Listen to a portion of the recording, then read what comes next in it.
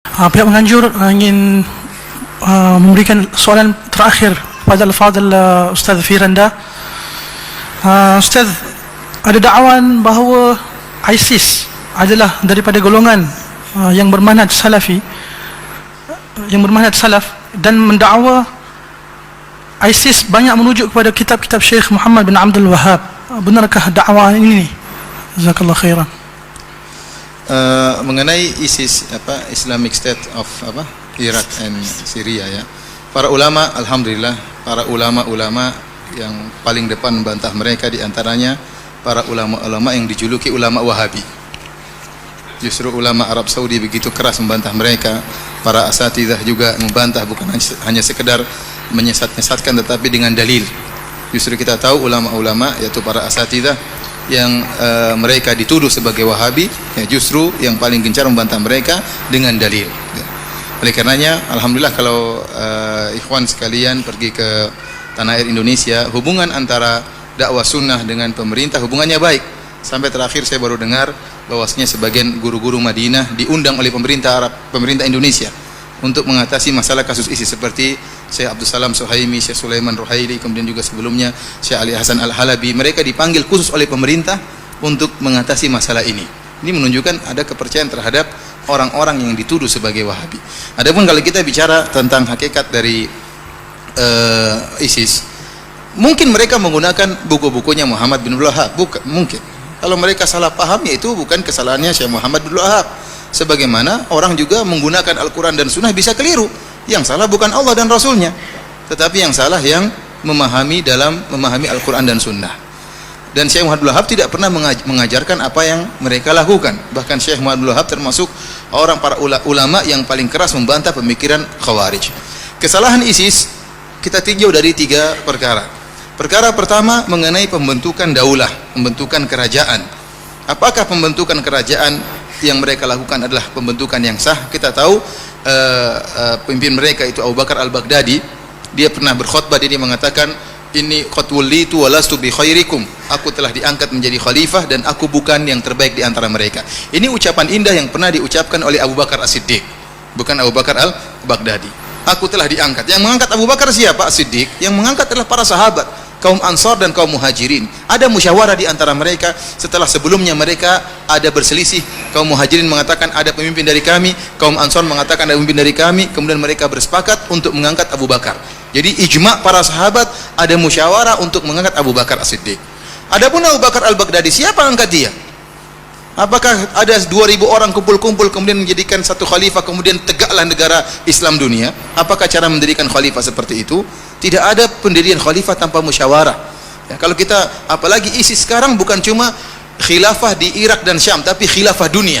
Dia telah memproklamirkan dirinya sebagai apa? Khilafah Islamiyah, sehingga menyeru orang-orang semua berbaiat. Bahkan sebagian orang-orang Indonesia berbaiat. Mereka di Indonesia, mereka berbaiat kepada Abu Bakar Al-Baghdadi, sehingga jadilah mereka khilafah dunia. Sekarang kita bilang kaum muslimin di dunia ini jumlahnya miliaran. Apakah cuma diwakili oleh 1000 orang, 2000 orang, 3000 orang? Ya.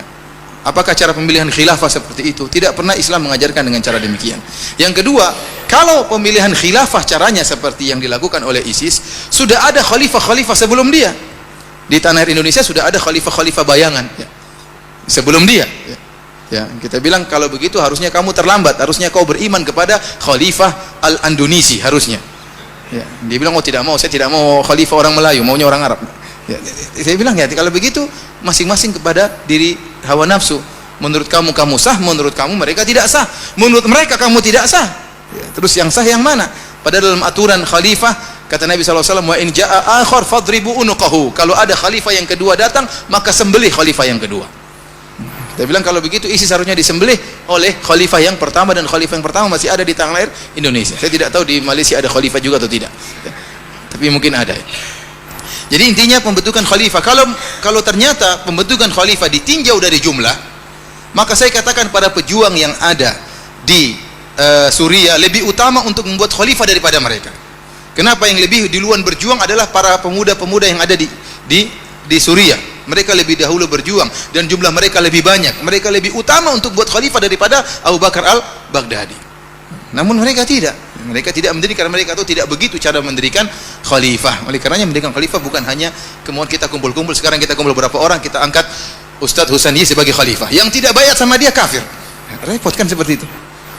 Apakah cara khalifah? Akhirnya muncul berbagai macam khalifah. Jadi yang pertama dari sisi pendirian khalifah, dia tidak benar cara pendiriannya. Tidak ada pendirian khalifah tanpa musyawarah. Dia tidak mewakili miliaran muslim di dunia ini. Yang kedua, pada diri mereka ada ciri-ciri khawarij. Saya mungkin tidak berani mengatakan mereka khawarij, tapi banyak ulama yang mengatakan mereka khawarij. Namun saya berani mengatakan dalam diri mereka ada sifat-sifat khawarij.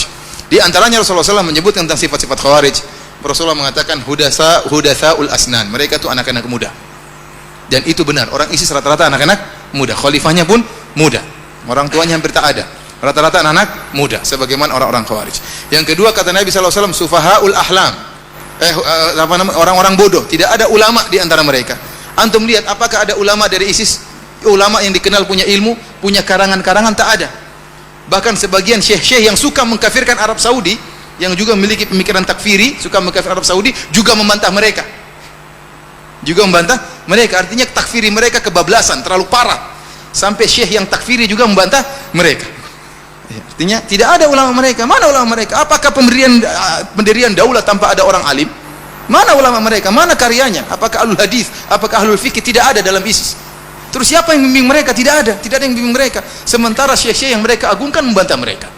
Mereka kumpulan anak-anak muda. Ini di antara ciri-ciri khawarij. Di antara ciri khawarij yang ada pada mereka, takfiri mereka yang luar biasa. Sehingga mereka itu kalau ada yang menyelisih mereka, mereka bunuh, mereka bantai, dikatakan murtad. Yang kita lihat bagaimana mereka begitu bangganya mengupload tatkala mereka membunuh orang-orang kaum muslimin. Yang dibunuh berjenggot seperti mereka. Yang mau dibunuh mengatakan la ilaha illallah. Yang mau dibunuh mengatakan Allahu Akbar. Yang membunuh bertakbir, yang dibunuh juga bertakbir.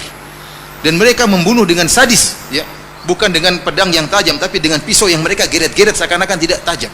Dan mereka bangga akan hal itu. Bahkan di antara mereka yang dibunuh adalah para ulama, para dai. Apakah cara begini? Lihat kata Nabi SAW, la zawalud dunya indallahi ahwanu min qatli rajulin muslim. Hilangnya dunia ini lebih ringan di sisi Allah daripada terbunuhnya seorang muslim. Seorang muslim yang mengucapkan la ilaha illallah, seorang muslim yang sujud kepada Allah, kalau terbunuh lebih berat di sisi Allah daripada hancurnya dunia ini. Bagaimana kemudian muslim tersebut adalah seorang yang berjihad di jalan Allah Subhanahu wa taala? Bagaimana seorang muslim tersebut seorang dai? Bagaimana seorang muslim tersebut hafal Quran?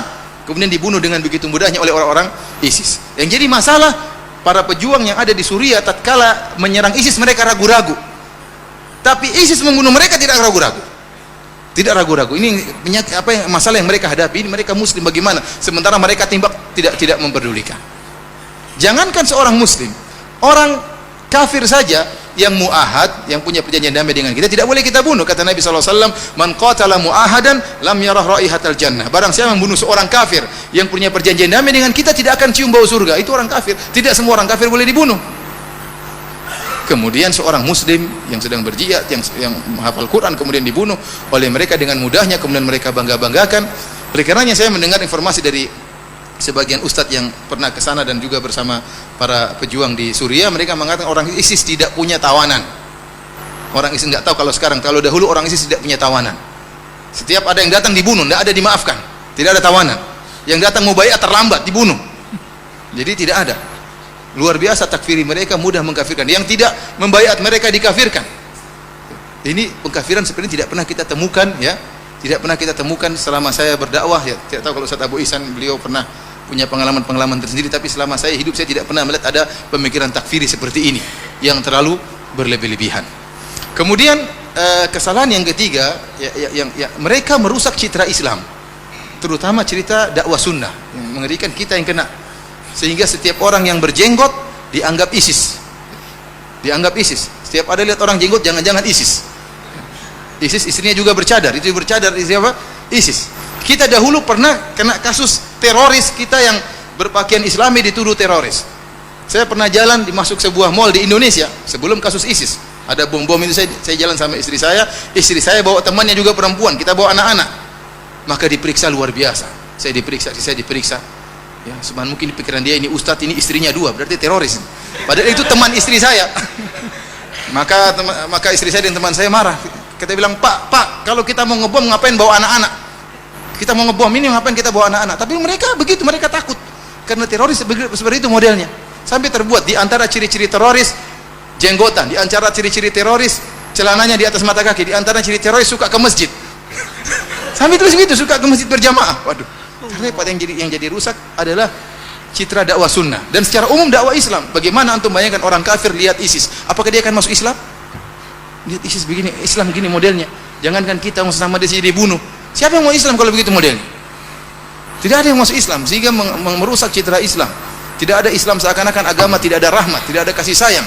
Mengerikan pemikiran seperti ini. Dan kita katakan bahwasanya kondisi hubungan antara muslimin dengan kafirin bukan satu kondisi. Mereka itu menganggap hubungan antara Islam dengan kafir cuma satu, kondisi perang terus. Padahal tidak, kondisi antara daulah Islamiyah dengan daulah kafirah berbagai macam kondisi. Terkadang perjanjian damai, ya, terkadang ada kerjasama, terkadang kondisi perang. Makanya orang kafir tidak satu model. Orang kafir ada 4 model, kata dijelaskan oleh para ulama. Seperti yang satu yang dihalalkan darahnya cuma satu model, kafir harbi. Ini yang dihalalkan darahnya, ini yang dihalalkan hartanya. Tetapi 3 modelnya, kafir musta'man, kafir mu'ahad, kafir zimmi, ini tidak boleh dibunuh. Ya, makanya hubungan kita dengan orang-orang kafir bukan satu model, bukan hanya model hubungan peperangan saja. Kemudian alhamdulillah kita katakan dakwah Islam tersebar di mana-mana, bukan harus dengan peperangan. Bagaimana Islam muncul sekarang di Amerika Serikat, bagaimana Islam sekarang berkembang, bukan cuma Islam, sunnah. Saya katakan sunnah berkembang di Perancis, sunnah berkembang di Inggris, sunnah berkembang di Amerika. Saya melihat bagaimana teman-teman saya di Universitas Islam Madinah di atas sunnah. Islam berkembang dengan mudahnya, dengan akhlak, dengan budi pekerti, tidak mesti dengan peperangan. Dengan munculnya ISIS ini semakin mereka ditekan kehidupan mereka, terutama kaum minoritas yang ada di negara-negara kafir. Oleh karena saya katakan bahwasanya kita harus punya ketegasan. Kalau memang isu ISIS tidak berkembang di Malaysia, jangan dikembangkan, jangan dibesar-besarkan. Besar-besarkan saja isu Syiah. Ya. Kenapa? Karena kalau sudah ada maka harus tunjukkan kita bantahan. Kita paling utama membantah lebih dahulu. Karena supaya kita tidak tertuduh, Ya.